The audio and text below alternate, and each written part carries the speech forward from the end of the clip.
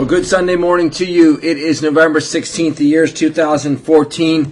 Sean Harris here at Berean Baptist Church, looking at a News and Focus article on the sermonaudio.com webpage. First Muslim prayers at National Cathedral interrupted by protester. Bill and I were discussing this morning. Bill is going to do a News and Focus program on a lieutenant colonel that is essentially being forced out of the Army. I want you to take time in your busy schedule to find that News and Focus podcast and be sure to listen to it. But this morning, the article that I've chosen is written by John Clark. It's found at Reuters.com.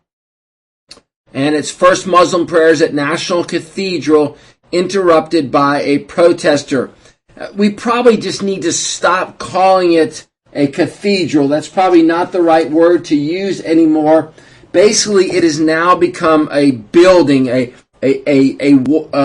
structure with four walls and a roof in which any idolater can assemble to do whatever he or she sees fit to do in this structure in Washington, D.C.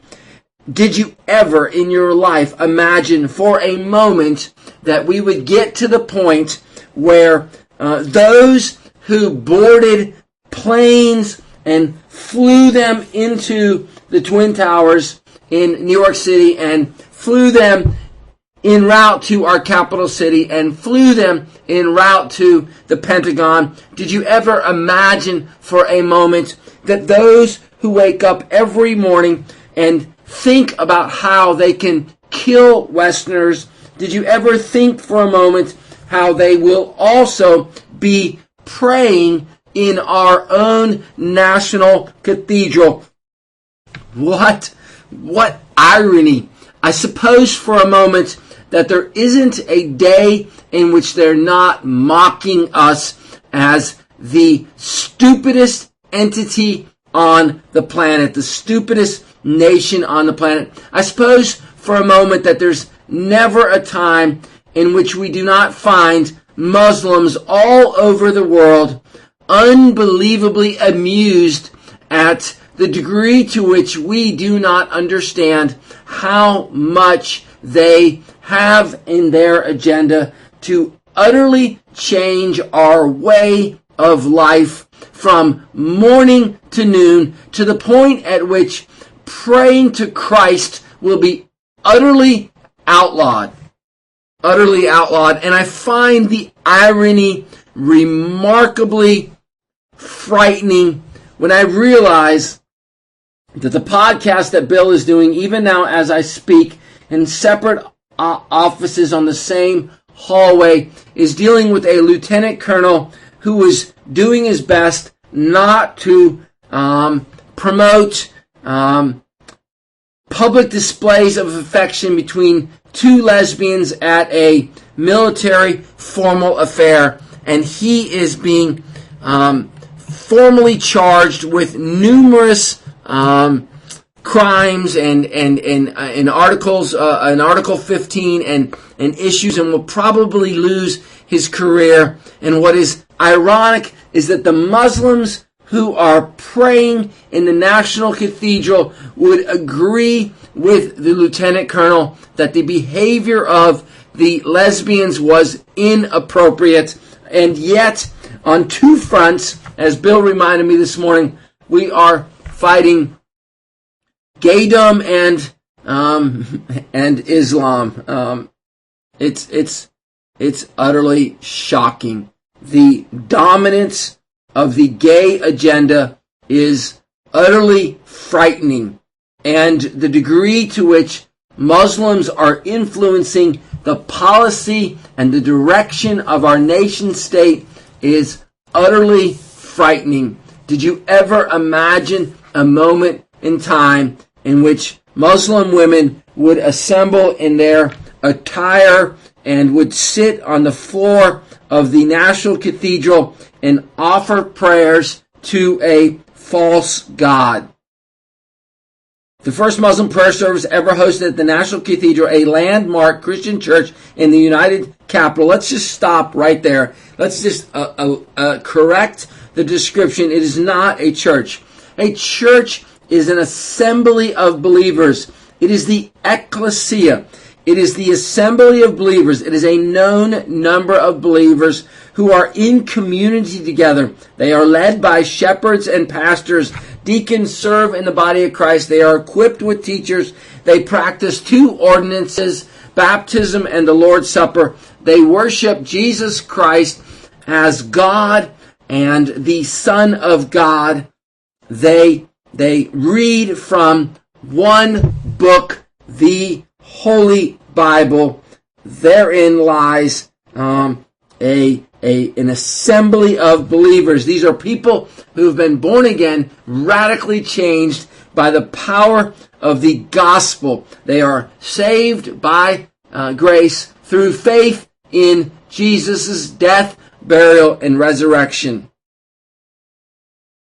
So the landmark Christian structure in the United States Capitol was briefly interrupted on Friday by a lone anti-Islamic protester. That's what you are. If you protest the Muslims praying in the National Cathedral, then you are anti-Islamic. And you certainly would not want to be anti-Islamic, would you now? Now that's probably on par with being anti-gay. And together, those two are forming quite the relationship. The outburst came as dozens of Muslims knelt on prayer rugs below walls of stained glass and stone archways. The protesters, a woman from Michigan who declined to give her name, managed to sneak into a tightly secured invite-only service and interrupt the introduction. "Jesus Christ is on that cross over there," she yelled. "Get out of our church. Leave our church alone," is what the woman said.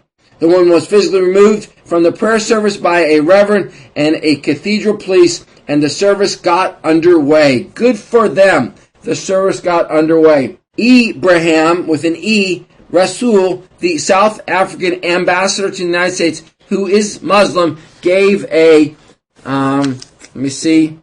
let me pause for a minute here and look for it. There's a transition here that doesn't make sense. Okay, here, I found it. It is gave a sermon that preached religious freedom and condemned Muslim extremists as a dangerous threat to the world. They invade lands, behead journalists, execute civilians, and declare war on anyone different to them.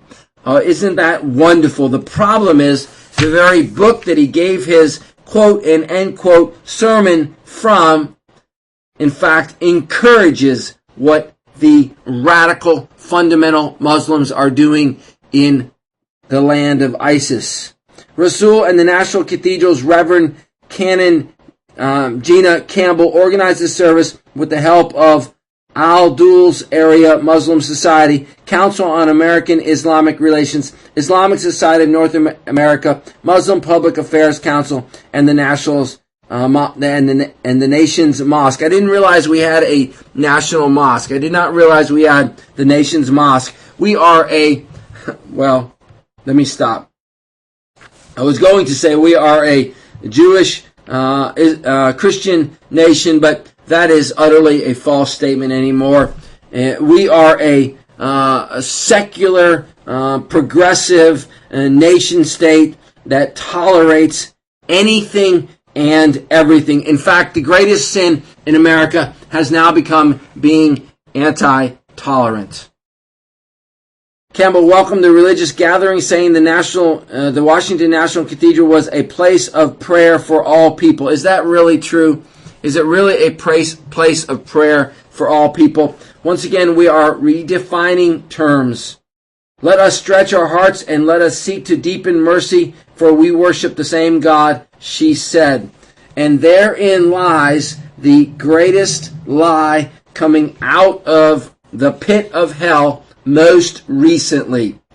That the God who does not have a son is the same God who has a son. Isn't that quite amazing? The God who has a son, his name is Jesus the Christ, born of the Virgin Mary, lived a sinless life, died on a bloody cross, buried for 3 days, rose from the grave, showed himself alive to many people for 40 days, ascended to be on the right hand of God the Father, and is coming again for his church, is the Son of the same God. How can that be?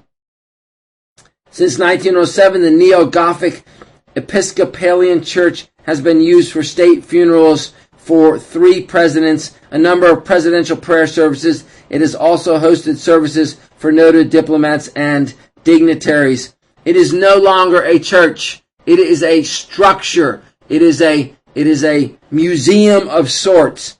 It is a building where various forms of idolatry occur from day to day and week to week.